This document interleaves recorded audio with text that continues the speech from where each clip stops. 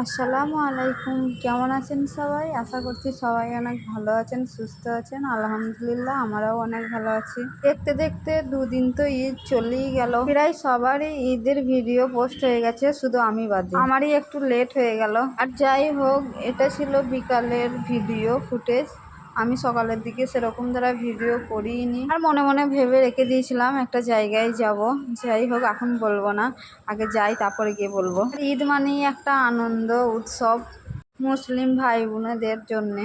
ঈদের দিন আগে মেহেন্দি পড়ার সময় সবাই ভেবে রেখে দেয় কে কোথায় ঈদের দিন ঘুরতে যাবে। যেমনটা ছেলেরা ভাবে যে নামাজ পড়ে এসে খাওয়া দাওয়াটা কমপ্লিট করে আমি বাইক নিয়ে বেরিয়ে পড়বো ঘুরতে, এইদিকে মেয়েরা ভাবে সংসারে সবকিছু কাজকর্ম সেরে পরিপাটি হয়ে ঘুরতে যাব। সংসারে কাজ করার সময় একটা জিনিসই ভাবে মেয়েরা, যত তাড়াতাড়ি কাজটা কমপ্লিট করতে পারবো তত তাড়াতাড়ি আমরা ঘুরতে যেতে পারবো। আর এদিকে আমার আর আমার বরের দুর্ভাগ্য এই অবস্থা।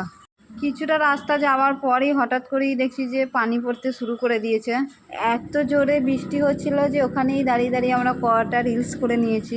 আর বৃষ্টি ছেড়ে যাওয়ার পরই আমরা চলে এসেছিলাম রুমে না আস্তে আস্তে আবার দেখি হঠাৎ করে এত জোরে বৃষ্টি নেমে পড়েছে। মানে ভাগ্যটা খারাপ হলে যা আর কি হয়, তাই আর মন খারাপ করে লাভ নাই। রুমে তো চলে এসেছে, আল্লাহ যা করে ভালো।